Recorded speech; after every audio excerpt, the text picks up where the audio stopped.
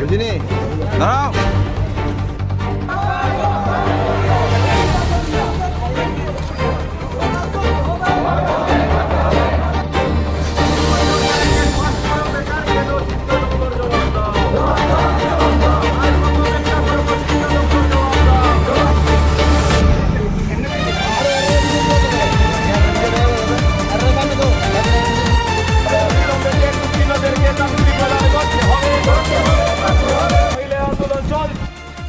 তখন আমাদেরকে আগস্ট মাস টাইম দেওয়া হয়েছিল যে আগস্ট মাসের মধ্যে আমাদের মেরিট লিস্ট আউট করা হবে, কারণ তখন কিছু প্রবলেমস টিএবিটি জানিয়েছিল যে এনআইএসের এবং আরও কিছু কেসের নাকি কিছু প্রবলেমস আছে।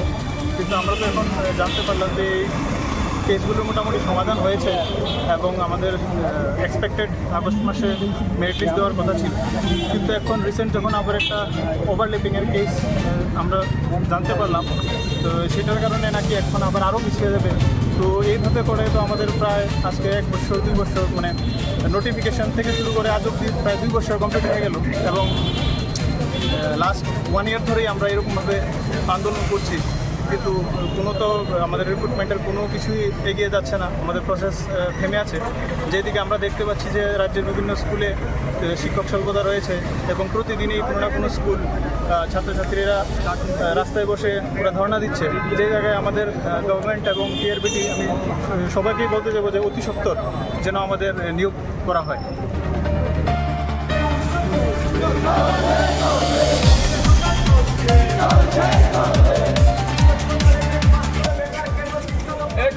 2024 যারা টেট পাস করি তারা মূলত এখানে এসেছে আমাদের ন্যায্য দাবির জন্য। আমাদের 2024 টেট পাস করেছি, কিন্তু আজ পর্যন্ত এখনও কোনো মেরিট লিস্ট আউট হয়নি।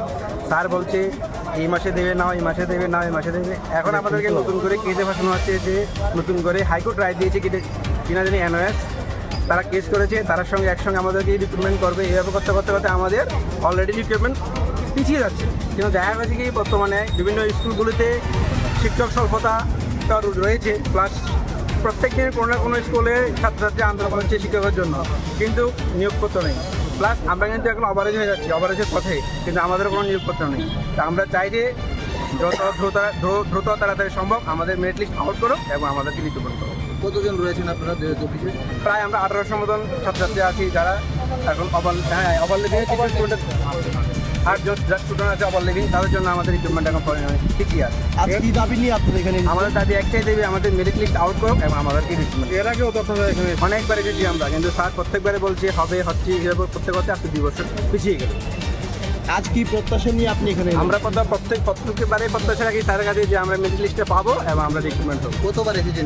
অনেকবার এসেছি আমরা এই ধরে আমরা অনেকবার স্যারের কাছে ডিপোজিট দিয়েছি, আমরা লিখিত দিয়েছি, মৌখিকভাবে বলেছি, সব দিক দিয়ে আমাদের প্রসেস হয়ে গেছে, কিন্তু স্যার বলছে দেবো দিচ্ছি করে চলছে। শিক্ষামন্ত্রীর সাথে দেখা করার কোনো শিক্ষামন্ত্রীর সাথে দেখা করার কোনো পরিকল্পনা আমাদের হচ্ছে না। কীভাবে হবে? আমাদেরকে তো সব রাস্তায় আটকে দিচ্ছে। স্যার বলছে দেবে, তোমাদের তো আন্দোলন করার দরকার নেই, কিন্তু আমরা তো অলরেডি 2 বছর পিছিয়ে গেছি। কীভাবে আমরা পাবো এটাও তো আমরা প্রশ্ন নেই এখন আজকে এসেছি, দেখি স্যার কি বলে।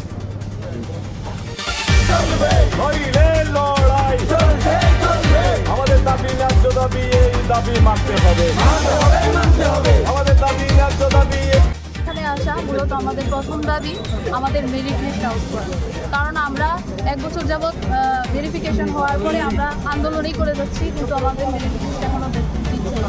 আপনারা দেখতে পাচ্ছেন বিভিন্ন স্কুলে ছাত্রছাত্রীরা আন্দোলন করছে, ওরা রাস্তায় বসে আন্দোলন করছে, কোনো স্কুলে একজন টিচার দিয়ে স্কুল চলছে।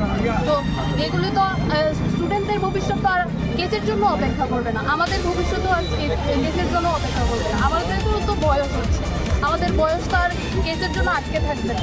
তো আমরা টিআরবিটি স্যার আর সিএমইউ এর কাছে আমরা এই দাবি করছি যেন আমাদের অতি দ্রুত নিয়োগ করা হয়।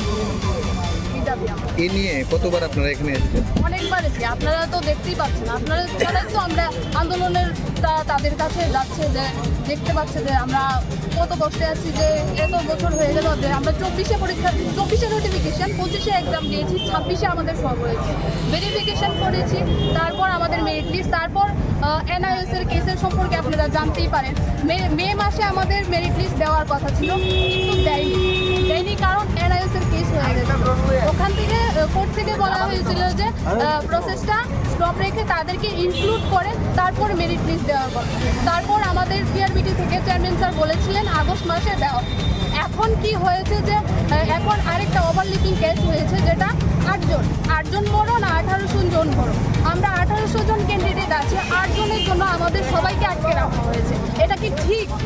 আপনি বলুন, কোর্ট থেকে যদি স্টে অর্ডার দেয় তাহলে একটা রিক্রুটমেন্ট প্রসেস আটকে থাকে। আপনারা JRPT বলুন, আরও বিভিন্ন দপ্তর দেখুন যে ওইখানে কেস হয়েছে, কিন্তু রিক্রুটমেন্ট প্রসেস কিন্তু আটকে থাকে। কোনো জায়গায় লেখা নেই যে রিক্রুটমেন্ট প্রসেস একটা কেস হলে আটকে থাকতো, এই কথাটা কোনো জায়গায় লেখা নেই। তো আমাদের ভবিষ্যৎ তো এইভাবে চলে যাচ্ছে না, আমাদের জীবন থেকে যে বয়সগুলো চলে যাচ্ছে এগুলো কি ওরা ফিরিয়ে দিতে পারবে? আমাদের এডুকেশন মিনিস্টার নেই, CM এর আন্ডারে আছে ওইটা। তো আমরা ওনার কাছে দেখাও করতে পারছি না, ওনাদের পারমিশন দেয় না দিতে গেলে। আমরা আন্দোলন করতে গেলে বা ওনার সাথে কথা বলতে গেলে আমাদের মাঝপথে আটকে দেওয়া হয়। তো ওইগুলো পাচ্ছি না আমরা। আমাদের একজন EM দরকার, এডুকেশন মিনিস্টার দরকার। আমরা কার কাছে যাব, কার কাছে দাবি আদায় করব? এখানে আসলে আমাদের বারবার ফিরিয়ে দেওয়া হয় যে তোমরা হচ্ছে হবে দেওয়া হবে। তারপর এখন বলা হয় কি যে এখন নতুন করে কেস হয়েছে, তোমরা অপেক্ষা করো। কেসের জন্য তো আমরা অপেক্ষা করতে পারবো না। 1800 জন স্টুডেন্ট 8 জনের জন্য আমরা অপেক্ষা করতে পারবো না। আমাদের মেরিট লিস্ট অতি সত্বর দিতে হবে, আমাদের নিয়োগ করতে হবে, আমাদের এটাই জানতে হবে। Thank you.